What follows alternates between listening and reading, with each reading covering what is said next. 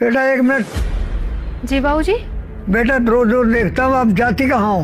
बाबूजी मेरी वकालत की पढ़ाई पूरी हो गई है ना, तो मैं कोर्ट जाती हूँ प्रैक्टिस के लिए। अरे वाह बेटा, तुमने LLB की पढ़ाई पूरी कर ली है? अरे वाह, वेरी नाइस। जी चाचा जी। अच्छा बेटा, बुरा ना मानो तो मैं आपसे एक सवाल पूछ सकता हूँ क्या? अरे क्यों नहीं चाचा जी, पूछो क्या सवाल है। अच्छा ये बताओ, ऐसी कौन सी अदालत है कि जहाँ फैसला एक तरफा होता है? चाचा जी आप सच सुनना चाहते हो तो वो अदालत एक बहू का ससुराल होती है, क्योंकि चाचा जी वहाँ जज भी घर का होता है और वकील भी घर के होते हैं, गवाह भी घर के होते हैं और यहाँ तक कि भीड़ भी घर की होती है, लेकिन मुजरिम सिर्फ एक बहू होती है। अच्छा बेटा, मैं कुछ समझा नहीं।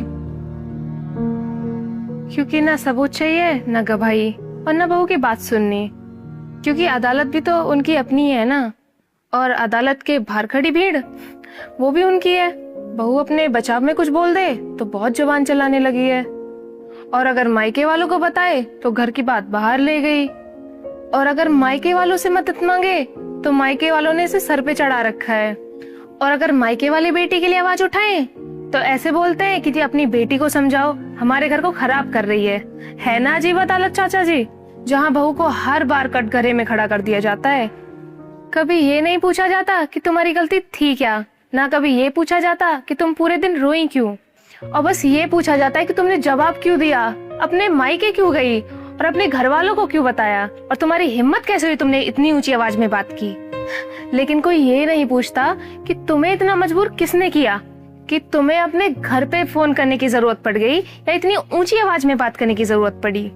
जब कोई बहू किसी घर में जाती है ना, तो सिर्फ एक लड़की बनकर नहीं आती, वो अपने माँ बाप का विश्वास लेके आती है, अपने सपने लेके आती है, और यहाँ तक कि अपने बचपन को छोड़ के आती है। उसे भी लगता है कि ये मेरा घर है, लेकिन सामने से लोग ये जाहिर करा देते हैं कि वो उसका घर नहीं है।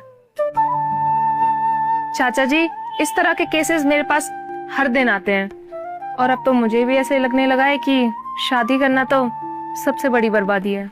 जिस घर में पत्नी की इज्जत नहीं बचा सकते, उस घर को घर कैसे कहोगे। इसलिए चाचा जी ससुराल ही एक ऐसी अदालत है जहाँ गैर कानूनी फैसले भी जायज ठहराए जाते हैं। समझ गया बेटा, तुमने सच में वकालत की पढ़ाई की है, आगे चलकर तुम देश का नाम रोशन करोगी।